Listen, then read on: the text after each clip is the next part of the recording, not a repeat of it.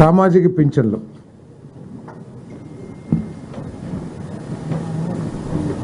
దాదాపు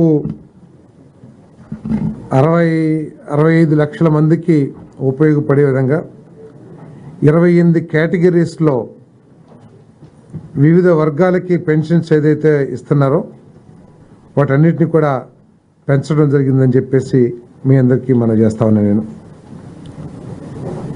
3,000 నుంచి 4,000 రూపాయలకి ఈ పెన్షన్ పెంచడం జరిగిందని చెప్పేసి మనం చేస్తా ఉన్నాను. ఏదైతే చంద్రబాబు నాయుడు గారు, పవన్ కళ్యాణ్ గారు, కూటమి నాయకులందరూ కూడా మా ప్రభుత్వం రాగానే మొట్టమొదటి మాసమే పెన్షన్లు పెంచి ఇస్తామని ఏదైతే హామీ ఇచ్చారో దానికి అనుగుణంగా ఈరోజు పెన్షన్లు పెంచే కార్యక్రమం జూలై 1వ తారీఖు నుంచి పెన్షన్ పెంచే కార్యక్రమం చేయబోతున్నామని చెప్పేసి మనం చేస్తాం.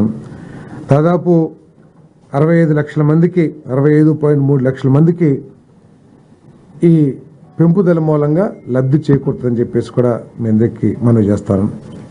ఇక్కడ ఆలోచించాల్సింది ఏంటంటే పోయిన ప్రభుత్వం 1000 రూపాయలు పెంచడానికి 4 సంవత్సరాలు తీసుకుంటే ఈరోజు చంద్రబాబు నాయుడు గారి నాయకత్వంలోని ప్రభుత్వం 1000 రూపాయలు పెంచడానికి కేవలం ఒక 10-15 రోజులు మాత్రమే తీసుకోవటం దీంట్లో సంతోషించదగ్గ విషయం అని చెప్పేసి కూడా మీ అందరికీ మనం చేస్తాను.